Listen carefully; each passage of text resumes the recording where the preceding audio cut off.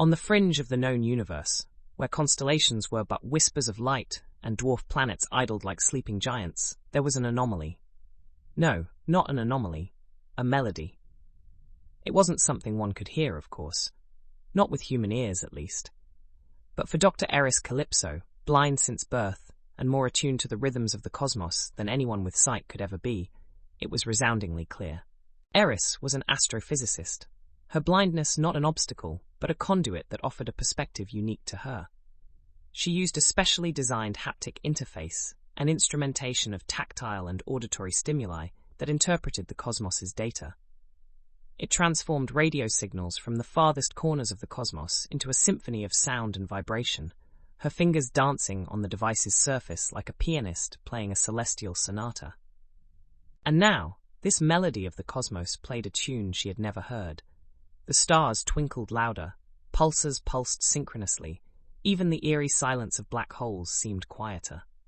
Like a seasoned conductor feeling the discordant note from a prodigal violinist, Eris felt the universe was reaching out, striving to communicate.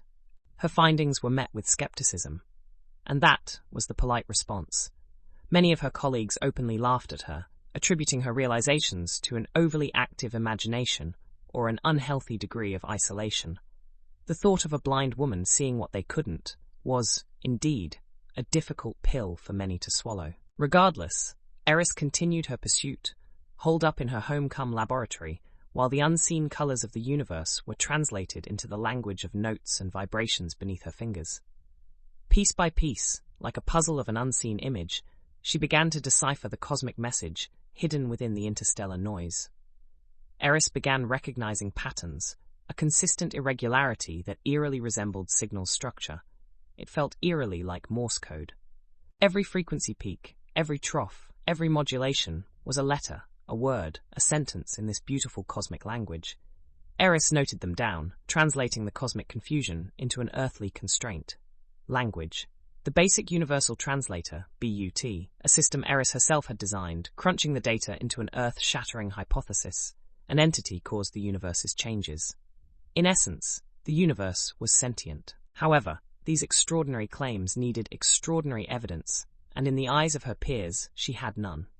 What they saw were erratic behavior and an obsession cloak chiseling away at her sanity. Consequentially, Eris was ostracized from the community she had once been a respected member of, her groundbreaking theories dismissed. Eris found herself alone, suspended in the ever-expanding vacuum of skepticism, her calling now also her exile. Even in this state, Eris was not dissuaded. Quite the opposite. If the universe had chosen her as its interpreter, she didn't need approval from a society that couldn't fathom her reality. She would answer the call, answering a cosmic message, decoding a celestial symphony, and replying in kind to the universe's whisper. Eris stood steadfast as humanity's reluctant envoy, ready to engage with the ever-pervasive cosmic entity, her universe. She knew there was divine dialogue to be had, celestial secrets to unfold, and a cosmic consciousness waiting to be explored in the echoes of creation's beginning. Moving deeper into her encounter with the cosmic entity, Eris considered every astral anomaly as dots and dashes of a grand cosmic Morse code. These were not just random cosmic events, but information encrypted in a cosmic cipher. Led away from the comfort of human companionship into the infinitely expanding echo chamber of the universe, Eris felt herself getting closer to the entity with each translated pattern, each pulsar's pulse, and each quasar's quirk. Meticulously, she began decoding the cosmic chatter into a tangible script. Each day, each night, every waking moment, she etched the dialogues of the universe into a coherent collection of data. Like the ancient explorers that navigated uncharted waters using the stars, Eris was voyaging into unexplored realms of cosmic understanding. And the cosmos, in return, was sketching a profound revelation, its symphony swirling around Eris, inviting her deeper into its mystery. Then came the breakthrough. One ordinary night under an oblivious starry blanket, Eris and her classically humming instrumentation found it.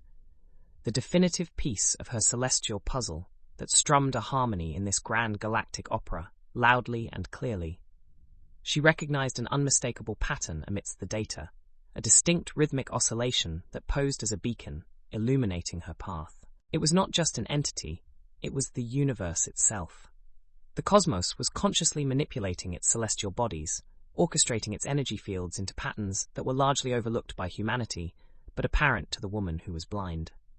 The universe was alive, sentient, and even more astonishingly, it was creating, even crafting, another universe, a sibling galaxy born out of the womb of existence. The universe was explicit about Eris's role. She was chosen, not randomly, but consciously. Her being pushed into the cosmic arena, away from the judgment and noise of human society, was no accident.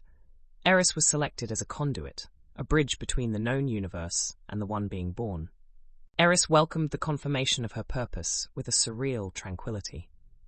The inquest of her peers faded into insignificance as she straddled the bridge between realities, a silent portal between two dimensions of existence. She stilled herself within her celestial sonnet, her soul resounding the whispered lullabies of galaxies unborn. Yet, this revelation, this understanding, was too profound to be shared with the world. A world oblivious to the cosmic maelstrom ever so subtly happening above them, a world unprepared and incapable of understanding the universe's grandeur. Isolated from the world she was born into, yet more connected to the cosmos than anyone had ever been, Eris embraced her purpose. She grew silent to the world's denial, their disbelief fading into the backdrop of her cosmic symphony. To the universe, eager and receptive, she began to sing. However, even as she became one with the universe's melody, Eris couldn't shake off a dim position she had been led to inhabit, an emissary in a cosmic concerto no one could hear. But how could she play a piano to the deaf? How could this bridge lead to an awakening? As she pondered, she was yet to discover that her leap of faith had caused a ripple effect, leading to a shift unfelt before on Earth. Carved into the symphony of the universe, Eris began her work as the celestial midwife. Her role was not merely as a passive conduit, but an active participant in the birthing process of the new cosmos. The universe, in turn, began guiding her, feeding information directly into her enlightened mind, like rivulets filling an ocean. Eris's home, once a bustling sanctum of scientific discovery, was now a serene sanctuary where a cosmic conversation was continuously unfolding. Her fingers no longer danced frantically on her haptic interface, but moved with a slow intent, echoing the rhythm of creation itself. From afar, she looked like a dedicated composer creating an opus of a lifetime. In her solitude, the quantum bridge was strengthened, her thoughts benefited the cosmic infant, while the universe fed back more energy and vibrations. Eris relayed essential information, human discoveries about biology, wisdom about nurturing new life, and the tender emotions of a parent. The cosmic consciousness absorbed the information, weaving together fundamental laws of physics with the abstract essence of life, a celestial tapestry juxtaposing the intricacies of genetic coding with the subtleties of human emotion. She began to see changes, not only in her, but in her surrounding too. As she nurtured the unfolding entity with humanity's knowledge and experiences, the universe nurtured her world in exchange. The effects on Earth were subtle yet profound. Melting ice caps began slowing their suicidal descents into the oceans, reversing decades of consistent global warming trends. Species thought on the brink of extinction started reappearing, their populations slowly but surprisingly rebounding. Reports of spontaneous healings made headlines, while drought-ridden areas saw rains, and harsh deserts bloomed. It was as if Earth was regaining its lost fauna, circumstances rewriting themselves that seemed corrective steps from a greater power. However, humanity, self-absorbed in their immediate realities, hardly recognized these changes and dismissed these events as mere scientific anomalies. Eris knew better. The cosmic consciousness was not only crafting a new universe, but nursing an old, bruised one back to radiant health. The understanding was unfathomable and brought with it a pulsating wave of love and solemnity, echoing through her, preparing her and the universe for an unprecedented climax, the birthing of the new cosmos. The enchanting dance between her and the universe gathered momentum, choreographing a symphony across galaxies. The gentle hum of existence echoed, loud and clear, ready to welcome a new melody. Now standing on the precipice of cosmic maternity, Eris found her days consumed by the celestial symphony she shared with the universe. As the patterns revealed the upcoming birth of the new cosmos, She felt an undercurrent of excitement, her first brush with a form of motherhood unknown to humanity. The cosmos fed back onto Earth, its subtle rhythm disarming the chaotic self-destruction that had been mankind's orchestrated symphony. The new pulse nudged Earth gently towards healing, and in the quiet corners of the world, the harmony was felt. The vanishing bees began their re-emergence, buzzing once more in thriving orchards and flower-speckled meadows, the blooming desert adorned with an explosion of life, blossoming with a rainbow of vivid colors. Eris with her universe, Earth with its healing, all danced to a rhythm emerging from an intergalactic womb. The entwined dance of creation reaching its crescendo, nurturing a silent sense of anticipation, like the calm before a storm, a cosmic counterpoint between the now and the yet to come.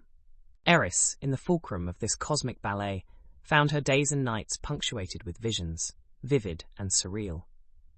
Like a happenstance of a dreamer's journey, they swirled around her, intensifying, encompassing her reality. It was as if the newborn universe was pulling back the cosmic curtain, letting Eris peek into its domain, a stark culmination of stars, galaxies, supernovae, and celestial bodies in a cosmic dance. Each vision was as estranged from human reality as could be, yet displayed an uncanny resonance with Earth's essence. Sightless yet witnessing an unreal spectacle, there was a moment as if time breathed a pause, a conscious glitch in the cosmic continuum, giving birth to the new normal. Suddenly, Eris found herself no longer alone at the helm of this astral bridge. Word had spread through the grapevine of ancient wisdom. Humans without scientific corroboration claimed to experience strange dreams, visions, and encounters with the inexplicable. Instead of despair or fear, these experiences echoed an intrinsic connection, a pleasing plurality that felt almost nurturing, like a child soulfully connecting to a loving mother's lullabies. In sleep and in waking, in silence and in activity, the human collective began experiencing the birth pangs of the new universe, a cosmic chorus rising from the silent stillness, acknowledged by a species still making its first steps into understanding its existence. The beloved third rock from the sun stood to welcome new cosmic neighbors, and, for once, all of Earth, man, beast, and tree, were tied by an invisible thread to the dance of the cosmos. The cosmic crescendo now enveloped Earth entirely, a harmonious vibe reflected in all things living or inanimate. Eris, like the seasoned conductor hitting the high note of her life's symphony, felt an ethereal connection permeate through herself to the rest of the humanity and beyond, spreading ripples of unseen warmth. She was sitting in her home observatory, her fingers lightly tracing her specially designed instrumentation, not extracting data, but humming an interstellar lullaby. The universe responded, a grand maestro in harmony with Eris's delicate hymn. In that ethereal moment, the universe echoed back the tender lullaby, embedding it in the fabric of reality, and in doing so, every conscious being on Earth began receiving dreams and visions of another world. These weren't random figments of imagination, but direct experiences shared by the baby universe. These experiences were not confined to the scientists, artists, or philosophers. They transcended societal lines and intellectual boundaries. Instead, they painted vivid and alluring dreams in the collective mindscape of humanity. Every vibrant nebula and quiet planet was felt and witnessed by ordinary people at an extraordinary moment, a new awakening.